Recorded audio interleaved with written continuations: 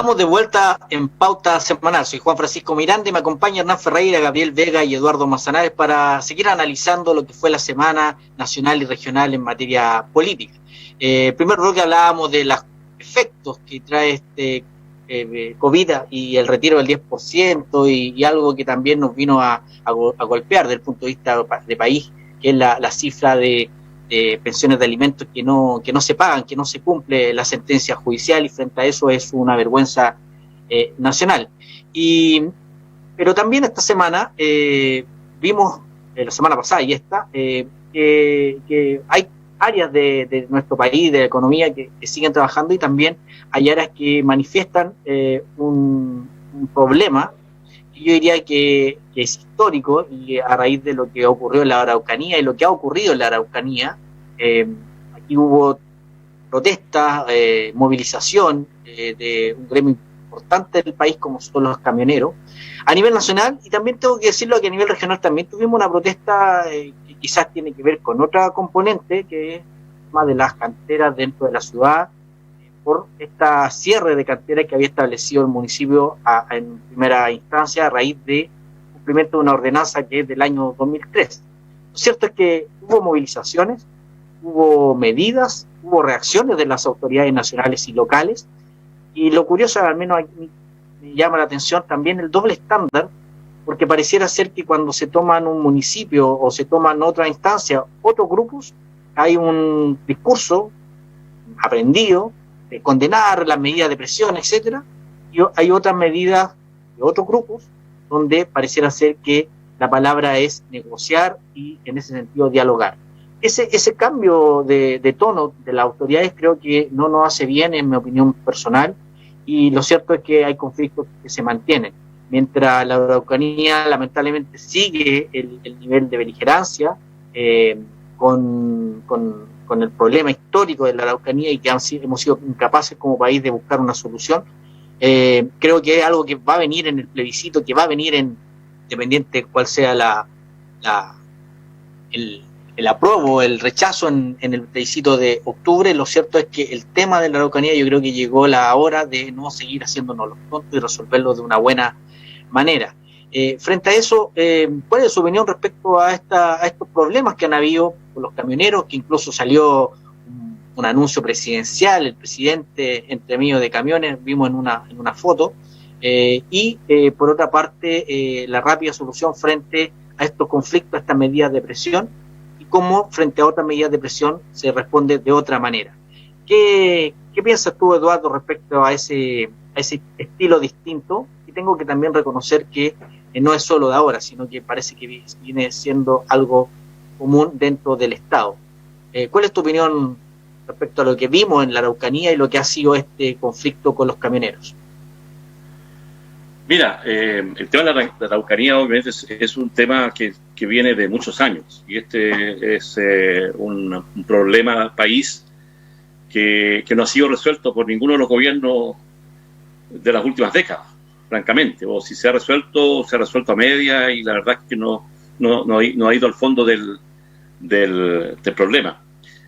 Lo que a uno le extraña y obviamente le sorprende y también molesta es que también hay algunos energúmenos. A mí me llegó un video que se le grabó a un participante en un programa local, que decía que el conflicto se resolvía sacando los camiones con los milicos y con armas que disparen balas de verdad.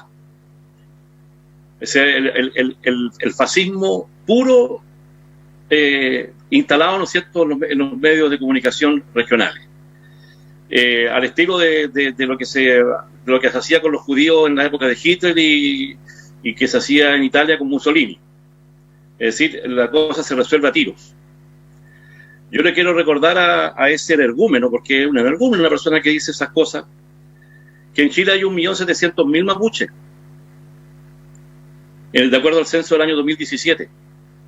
1.700.000 que se declararon mapuches. Antiguamente mucha gente se avergonzaba por la persecución que había permanente, ¿no es cierto?, contra la etnia mapuche, pero en el censo del 2017, ante la pregunta concreta, 1.700.000 personas en Chile se declararon mapuches. 200.000 viven en la Araucanía, 70% de ellos están en el sector rural. 600.000 en Santiago, 35.000 en Magallanes. De manera que si este señor quiere sacar los milicos a la calle, se va a encontrar con un ejército bastante más grande que los que tiene el ejército. Y yo dudo de que haya alguna mente enferma que esté dispuesto a hacer una guerra contra el pueblo o la nación mapuche, porque él dice que la nación no existe, en esas condiciones, porque la gente hoy día está cada vez más empoderada de que el tema de los mapuches y el tema de las etnias en general es un tema que tiene que ser resuelto políticamente. Y además haciendo ¿no es cierto?, eco en lo que es, ¿no es cierto?, la ley, lo del 169, ¿no es cierto?, que es la ley que se firmó a nivel latinoamericano y mundial, en el cual se llama a respetar la cultura, ¿no es cierto?, ancestral de las etnias, ¿no es cierto?, originarias. Entonces, bueno, el tema de la Araucanía, insisto, es un tema que va más allá de este gobierno, no lo han podido resolver, no se ha sabido resolver, porque no han estado sentados en la mesa los interesados, pues. Y los interesados son mucho más allá que los gobiernos, y son mucho más allá que los descendientes de alemanes, ¿no es cierto?, que también tienen un problema ahí, ¿no es cierto?, que los golpea a veces con justicia y a veces no con justicia. Pero quienes hemos leído, yo me he dado el trabajo de leer mucho de la historia contada por uno y por otro lado, de lo que ocurrió en la Araucanía, uno llega a la convicción de que ahí hubo un despojo histórico. El 95% de esas tierras eran de los mapuches. El 95%, y gran parte de esas tierras pasaron a manos de los blancos, entre comillas, a través de contratos truchos, a través de firmas de personas que no sabían ni hablar ni leer español, y de otras tantas, ¿no es cierto?, barrabasadas que se hicieron en muchas partes de este país y también del mundo. De manera que el conflicto mapuche es un conflicto que está lejos de resolverse en la medida que este gobierno, ¿no es cierto?, que instala allí a un ministro, como el ministro Pérez, ¿no es cierto?, que ha sido, ¿no es cierto?, amigo de la gente de Colonia Dignidad, donde se persiguió, ya lo dije en el programa pasado, se torturó y se hizo desaparecer gente, y esa es la mirada que tiene, y que lo defendió al final, aparece en marchas con ellos. Yo dudo de que esa persona tenga la capacidad, ¿no es cierto?, para sentarse a conversar con los líderes mapuches, ¿no es cierto?, para resolver el problema, y por lo tanto ya ahí vamos a tener una situación que va a ir escalando cada vez más, porque además esa gente ahora está más empobrecida que antes a raíz precisamente de la pandemia. De manera que, claro, el tema de la Araucanía es preocupante.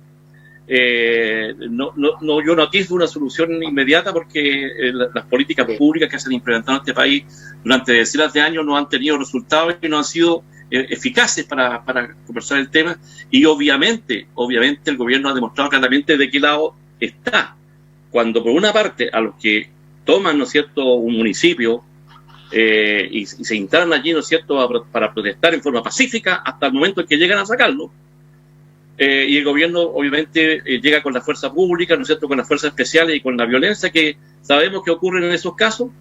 Por otra parte están los camioneros, ¿no es cierto?, que también a lo mejor tienen derecho a protestar y que amenazan y le lanzan un ultimátum al gobierno. ¿Y qué es lo que hace el presidente? Se sienta con ellos, hace un punto de prensa público con los camiones atrás y saca una ley que favorece a los camioneros.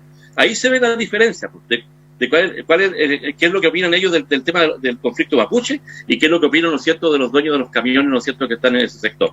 El tema de Magallanes es totalmente distinto con los camioneros, pero ojo que los camioneros tienen una fuerza que hasta el momento la autoridad, salvo Lagos, no han tenido una fuerza como para poder primero negociar de verdad con los problemas que ellos tienen, y segundo, para no sentirse amenazados y que se les doble la mano permanentemente. Yo creo que el tema está todavía pendiente. Gabriel, es un tema de la Araucanía largo, que obviamente tiene que ser, yo diría, en la introducción abordado en la discusión que tengamos después de este mes de octubre, y en ese sentido eso es, sin lugar a dudas, es necesario, pero también hay una agenda, y ahí la palabra diálogo, la palabra respeto, la palabra de generar las instancias, es algo que debe primar en todo momento. Pero yo decía que hay como doble estándar para tratar dependiendo de quién es el que reclama. Hay algunos que reclaman y tienen un estándar de trato y otros que reclaman y tienen uno distinto, y en ese sentido también se manifiesta la desigualdad que tenemos y que evidenciamos día a día. ¿Cuál es tu mirada y cuál crees tú debiese ser el punto de encuentro para iniciar una solución, una construcción de una solución?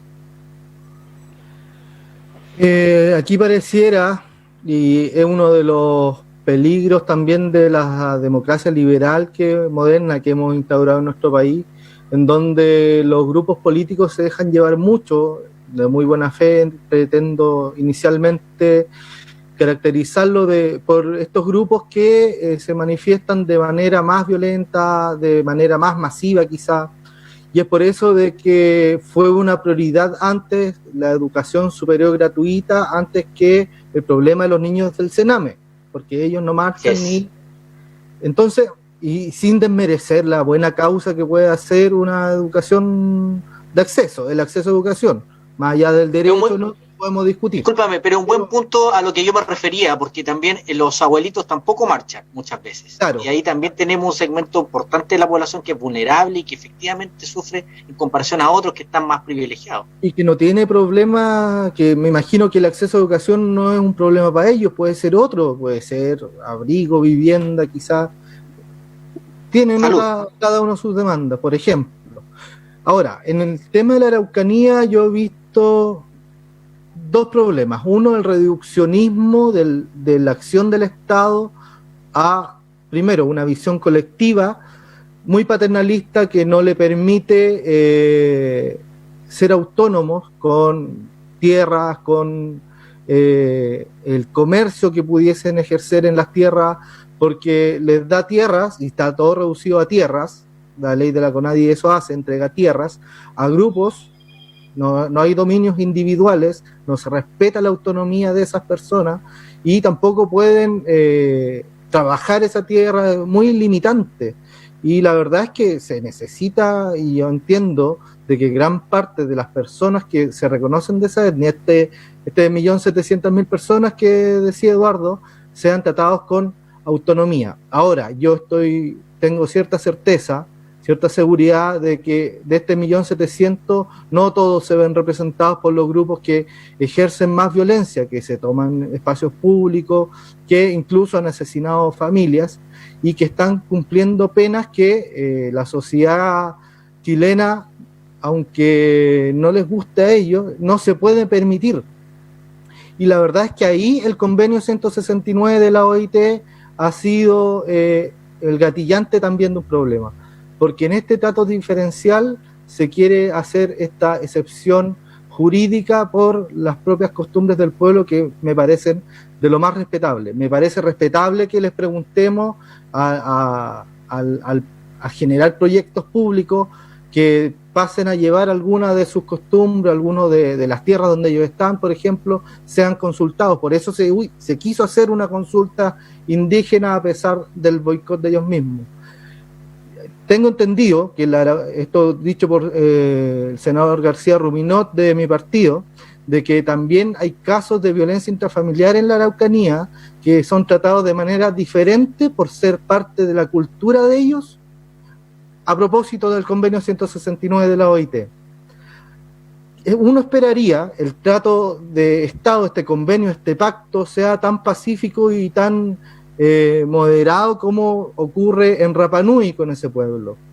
No obstante, tenemos grupos que tienen otras pretensiones que entiendo y estoy seguro de que no responden a este 1.700.000 de personas que se reconocen de ese origen. Y eso es lo que hay que erradicar. Hay que tomar acciones policiales, hay que tener acciones de inteligencia nacional para anticiparse a esos hechos, pero siempre reconociendo que es un problema político que se debe dialogar. Yo en eso destaco mucho lo que alcanzó a hacer el exministro Moreno. El ministro Moreno se sentó con aquellos loncos que en entonces nunca se habían sentado a conversar con nadie. Había habido una buena gestión dentro del diálogo que se puede hacer para evitar el agrandamiento del conflicto.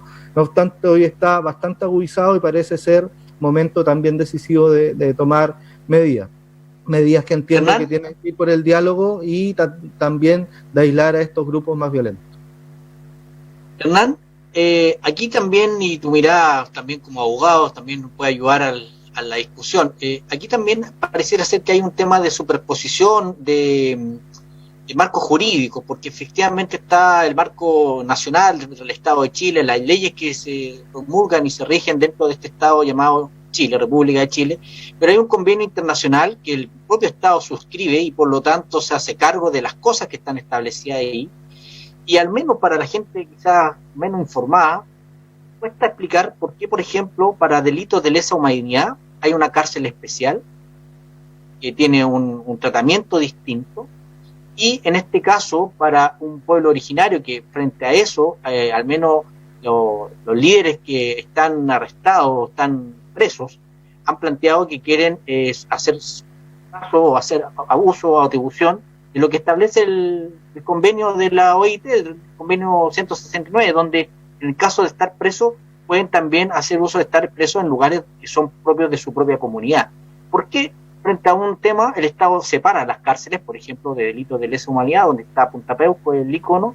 ¿Por qué acá hay tanta resistencia para no reconocer algo que fue acordado en el convenio 169 por el propio Estado de Chile? Y ahí está esa superposición que pareciera ser que nos tiene un poco conflictuados porque hay distintas miradas al respecto. ¿Cuál es tu opinión más especialista en el área legal? A ver, en la medida que todos tengamos, uno quisiera igualdad ante la ley, ¿cierto? Eso así lo dice la Constitución, es el principio universal de igualdad ante la ley. Y si vamos a hablar de igualdad ante la ley, entonces todos somos iguales. O sea, no tendríamos que diferenciar un grupo, ¿cierto?, étnico distinto. ¿Por qué si estamos todos iguales ante la ley, un grupo étnico va a tener una norma distinta a la de nosotros? Que no tenemos. ¿Y por qué los presos de Punta Peuco deberían estar también en una cárcel especial y no en la misma cárcel con toda esa cantidad de reos que están en una sobrepoblación penal, por ejemplo? Bueno, habría que preguntarle a quienes hicieron y quienes permitieron eso, digamos, porque aquí se olvida, y Eduardo se olvida mucho, ¿cierto? A mí siempre uso la misma palabra, que es que tiene un poco de pudor, un poquito de incluso hasta de respeto por la gente y por la historia. Porque habla de este gobierno, que este gobierno no es aquí, ¿cierto? Más allá de la mirada que uno puede tener, incluso crítica de este gobierno, hay que recordar siempre a la gente que han estado 24 de los 30 años, han estado 24 gobernando. Entonces, si hay un Punta Peuco, si hay una ley distinta, ha sido la concertación la izquierda la que ha gobernado. Entonces, ahora, cuando no está en el gobierno, que te dicen, no, se desliga. Y desliza, dice, no, mira, en realidad se cometieron errores, pero el gobierno y machaca con el gobierno. Y sin hacer un respeto mínimo por la historia, mínimo. Pero de hecho ahí solo decirte que hay una gran crítica al gobierno de la presidenta Bachelet en su segundo mandato, que hasta última hora no se atrevió a enviar el decreto del gobierno de cerrar Punta Peuco, y esa es una gran crítica de las organizaciones de derechos humanos, donde en su mayoría no son gente de derecha, obviamente. Entonces, esa crítica, efectivamente hay cosas que están mal, pero si el principio tiene que ver igualdad ante la ley, tenemos el mismo tipo de cárceles para todos y el mismo régimen, o seguimos diferenciándola. Entonces ahí es donde vamos por el principio más que por lo que ya está hecho, ¿no? Es que sí, igualdad ante la ley, entonces uno podría decir, bueno, ¿por qué ciertos etnias tienen derechos más preferentes a tener tierras que los que no tienen esa etnia? ¿Cierto? ¿Por qué entonces? Entonces, si vamos por este principio, yo creo que hay un tema que discutir eso. Entonces no pedimos igualdad ante la ley, pero siempre esta frase, ¿cierto? Algunos son más iguales que otros. Aquí no nos engañemos, ¿ya? Un paréntesis además, y perdóname que sea un poco pedagógico, porque cuando Eduardo habla de fascismo, por favor, la gente que busque internet, es fácil, Google, fascismo, ¿cierto? Es una ideología de izquierda. El nacionalsocialismo, por ejemplo, se llama socialismo, porque es una ideología de izquierda.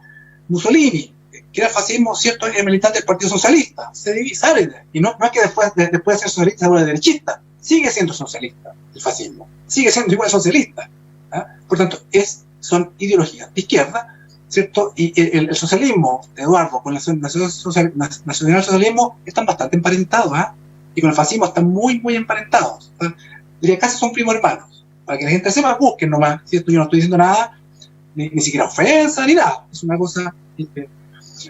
Así que... y otra cosa que uno no puede dejar de pasar, porque cuando Eduardo te dice, toma los municipios, ¿cierto? Y pacíficamente, y se ponen violentos cuando los alojan. O sea, imaginémonos que usted está en su casa, y toman pacíficamente la tuya, de cualquiera, y dicen, oye, fuimos pacíficos, la tomamos. viene la fuerza policial a desalojarles y dicen, no, usaron la violencia, me reprimieron. Pues es que es verdad, pues. Pero si es verdad, es lo mínimo que uno puede esperar, ¿cierto?, de un Estado, que el monopolio de la fuerza, es que haga respetar la ley. Y en muchas partes, mucha gente reclama que no se está cumpliendo la ley. Es tan simple como eso. Pero el punto es que, volvemos al tema, hay personas más iguales que otras y efectivamente no tiene el mismo estándar de utilizar la fuerza frente a quien está haciendo una medida de presión. Y ese es un punto que es evidente. Ojo, y no solo en estos gobiernos, Ricardo Lagos le aplicó la ley de seguridad del interior del Estado a los micreros. A los microbuseros, ¿sí? Microbuseros. 2003. ¿Ah? Sí. Claro, yo no podría decir por qué fue tan severo con algunos y no tan severos con otros.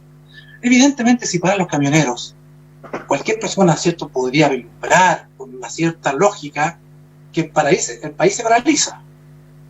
O sea, aquí el desabastecimiento va a ser brutal.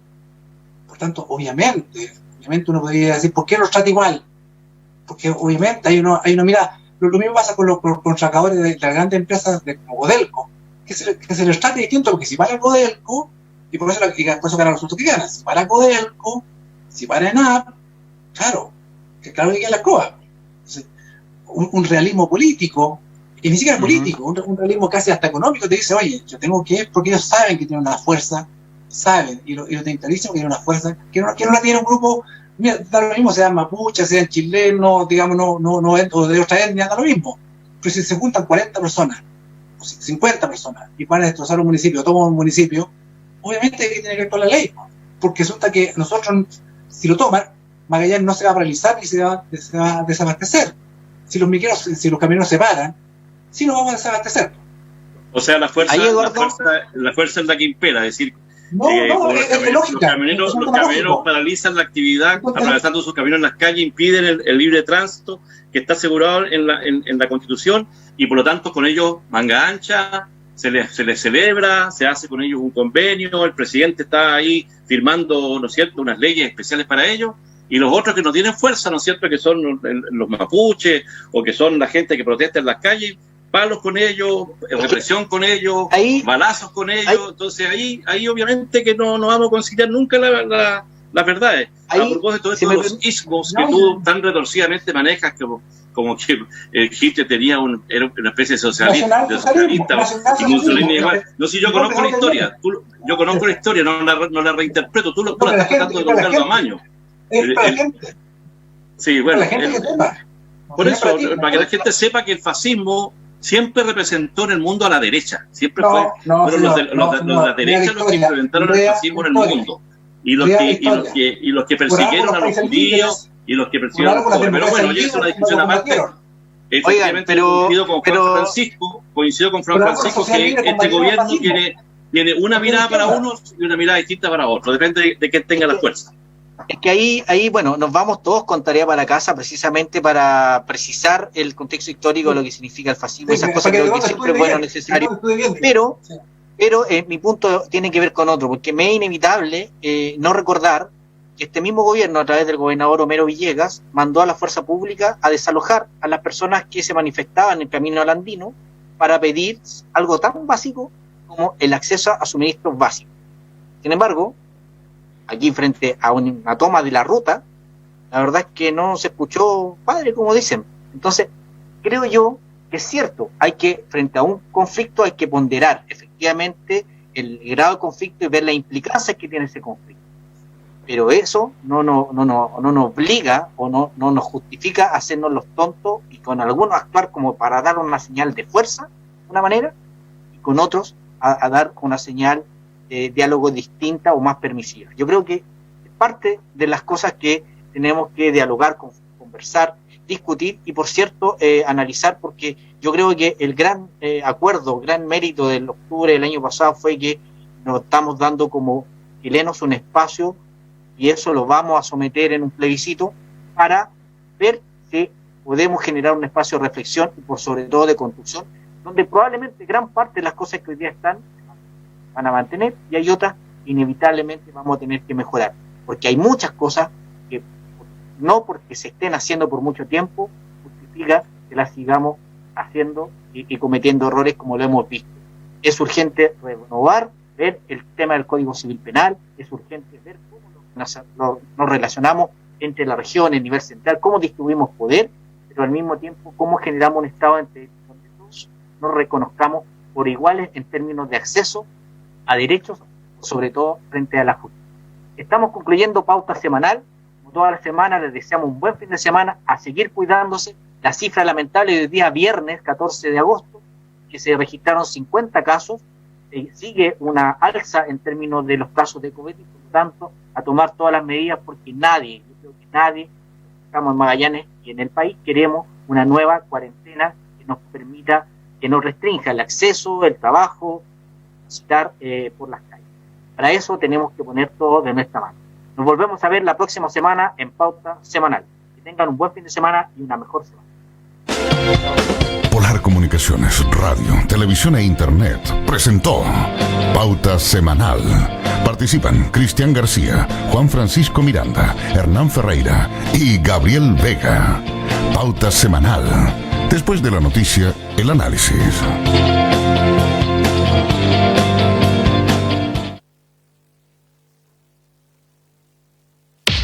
¿Conoces Click Estampados?